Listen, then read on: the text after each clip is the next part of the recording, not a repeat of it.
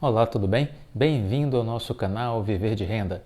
Saúde a todos! Hoje é domingo, vamos fazer o nosso estudo de casa, mas sempre celebrando a vida, celebrando o amor, celebrando a saúde e desejando a todos um ótimo dia e uma excelente semana que está por se iniciar, né? Saúde!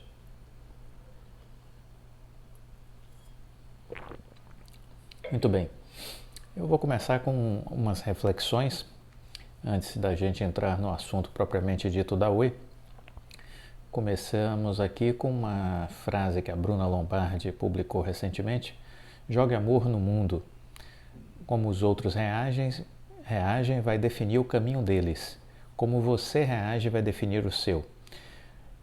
Isso é muito interessante, essa reflexão, porque essa é uma verdade muito interessante. Nós não podemos nos responsabilizar pelo comportamento dos outros, mas somos responsáveis pelo nosso. Em sendo assim, vamos utilizar a inteligência para semear por onde a gente passar sempre o bem. Porque quando a gente é positivo, otimista, quando a gente faz coisas boas, o universo retribui. Isso eu aprendi ao longo da minha caminhada.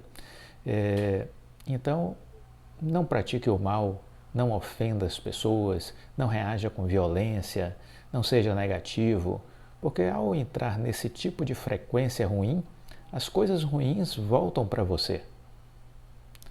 Essa é uma lei cósmica, é uma lei universal, é uma lei da natureza ou da física, se assim você preferir.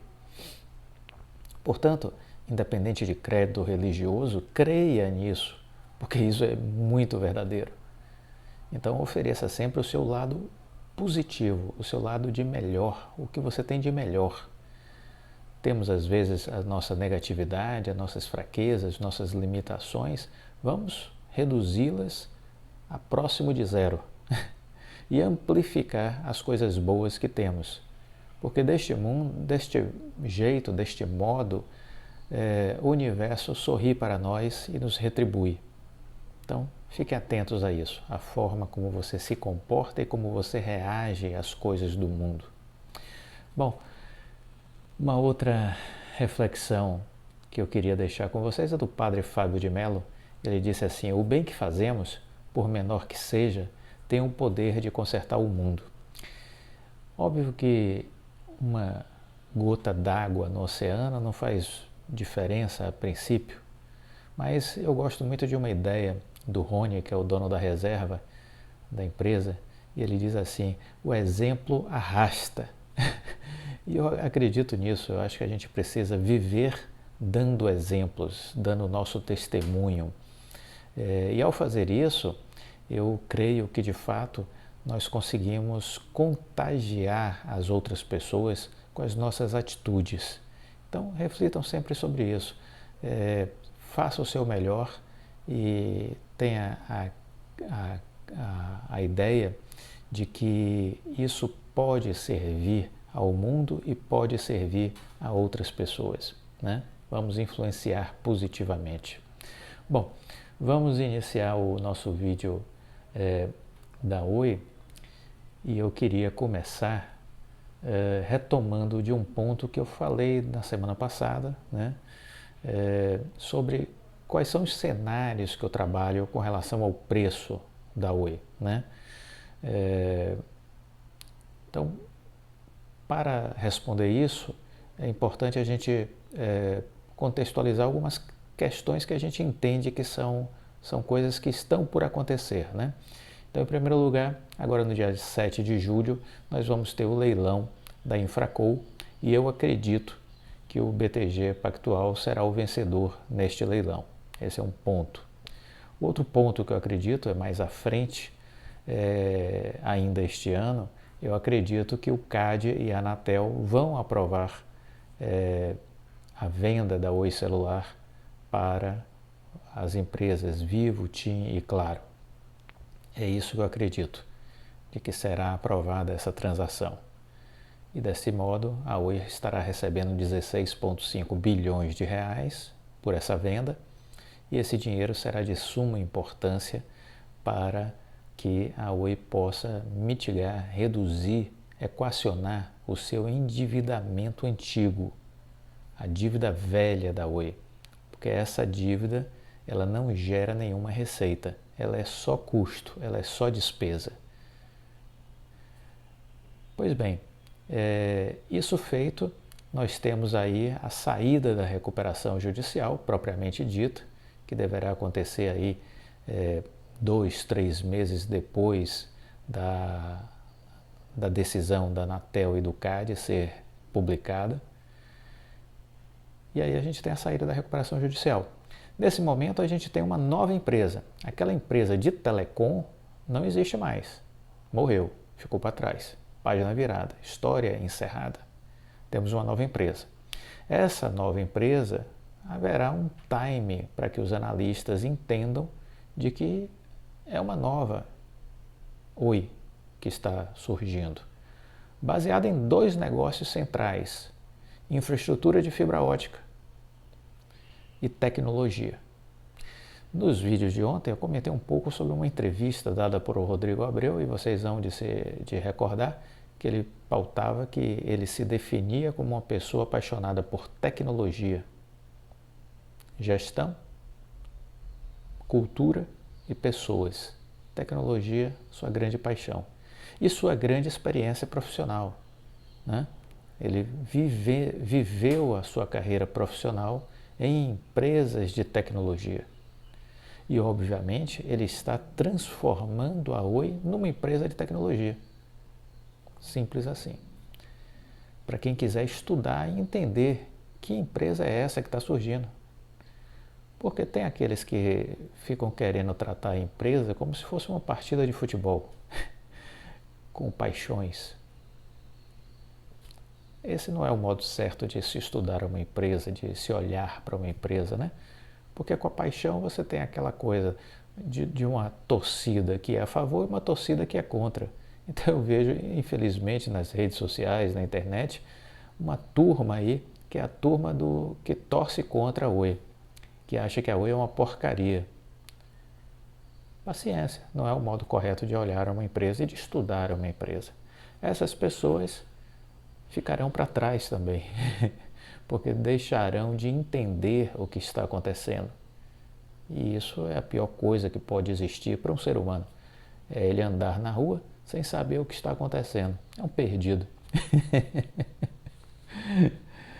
Mas enfim, o que nós temos? Nós temos então uma empresa Oi que vai estar numa hipótese 1, que eu chamo, recebendo pela Infraco 22,3 bilhões de reais será o valor dessa empresa.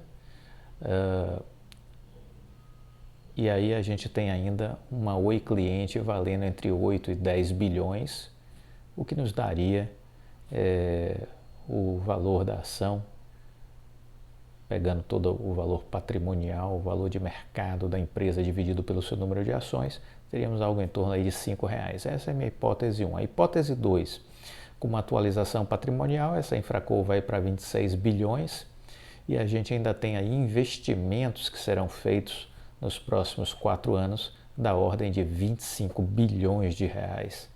Então essa outra possibilidade, esse outro cenário da hipótese 2, nos remete um valor de ação a R$7, né? Um preço de ação a R$7. Muito bem, uma outra informação que a gente precisa ter aí para construir cenários otimistas. O BTG costuma dobrar o valor dos seus investimentos em 4 anos. Então, se a gente pegar a Infraco a 26 bilhões e dobrarmos isso, significa dizer que a Infraco poderá estar valendo em 4 anos 52 bilhões de reais. Que tal?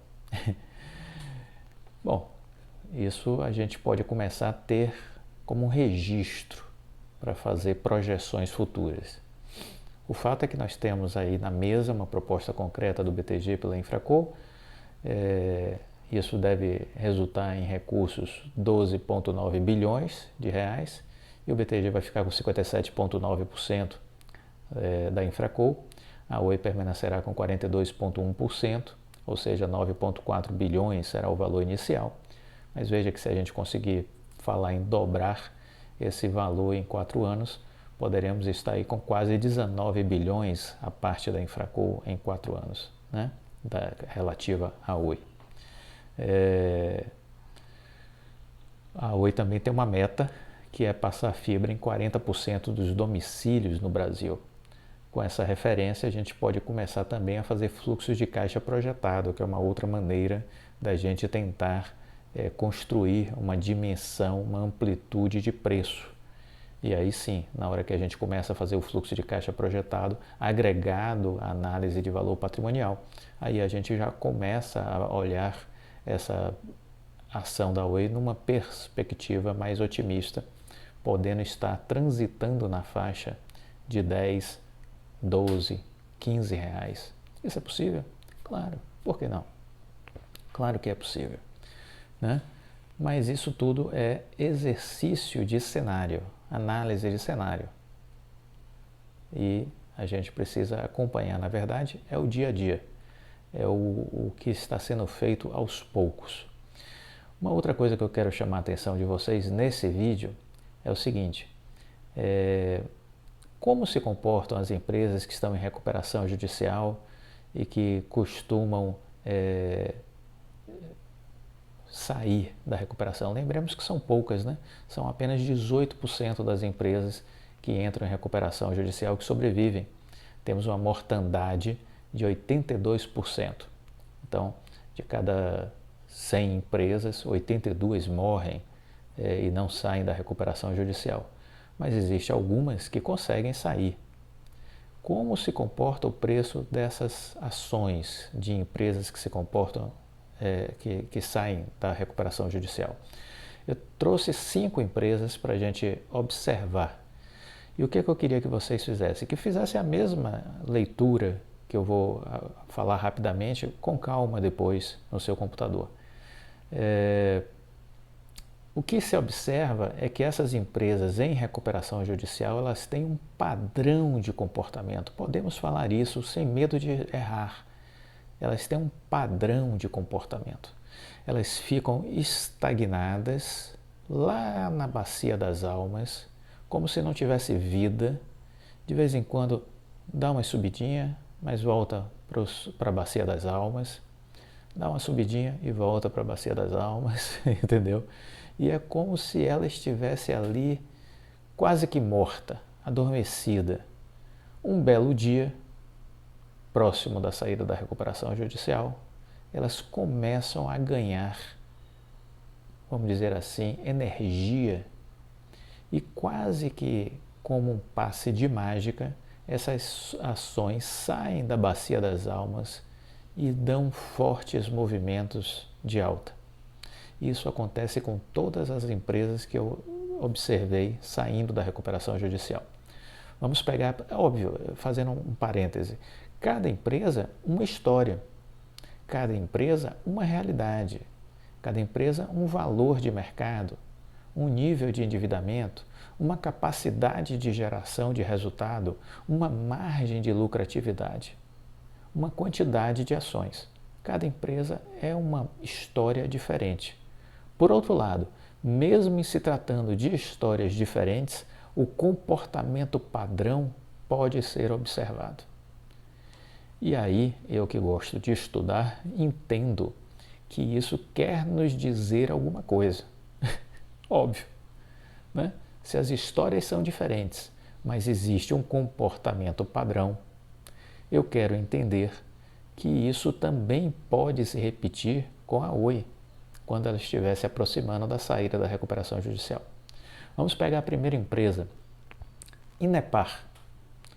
Inepar, que é um grupo industrial original do estado do Paraná, né?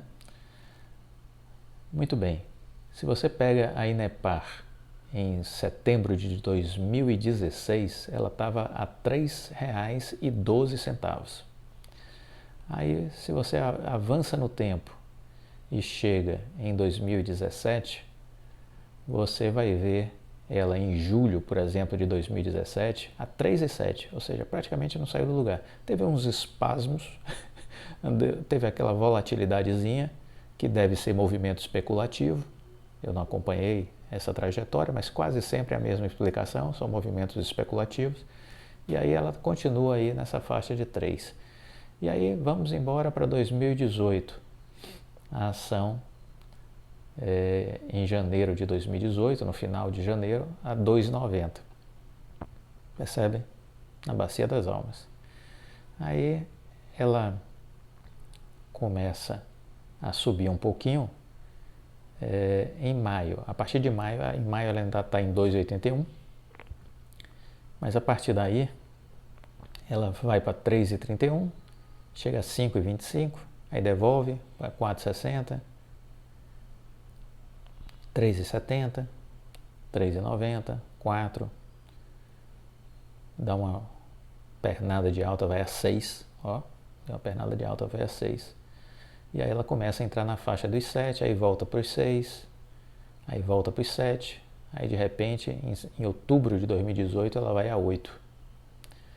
Aí ela volta de novo para os 6, 6,40, mas veja que ela já não está naquela faixa lá de 3, né? Veja que ela já não está mais naquela faixa lá de 3. Então ela já dobrou aqui o seu preço.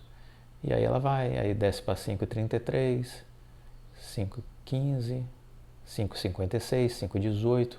E aí de repente ela volta de novo para 6, vai a 7, vai a 13, aí volta a 12, 13, 12, e assim vai ela, né? 11, aí dá uma quedinha maior, vai para 8,57, aí se recupera, cai de novo, 7,60, vai a 8. Então veja que há aí um caminhar, né? Aí já estamos em 2020, ela está a 8,27, né? Aí cai, vai a 7, vai a 6, vai a 5, em 2020 ainda, vai a 4,93, aí depois começa a subir de novo, 6,59, aí cai de novo para 5,60, 6,86, né? Veja que ela fica aí nesse chove não molha, 5,70, né? Aí quando chega em final de 2021, aí ela vai a 6,55, vai a 8, e aí ela engrena uma tomada de alta aí. Vai para 10, vai para 16, vai para 20, vai para 28, 27, 28, 25, 31, 33, 34, 50, 51, 58, e ela chega até 71,70. Uma ação que estava a R$ 3,00 em 2016. Hoje está a 71,70. Tá legal para vocês? Dê uma olhada na Inepar. Vale a pena a gente observar o que aconteceu com ela. No próximo vídeo eu vou falar de outras ações que tiveram o mesmo comportamento da Inepar. Cada história é uma história, mas existe um comportamento padrão. Só não enxerga isso quem não quer estudar. Muito bem. Saúde a todos, fiquem com Deus e mais tarde a gente complementa esse vídeo. Tchau.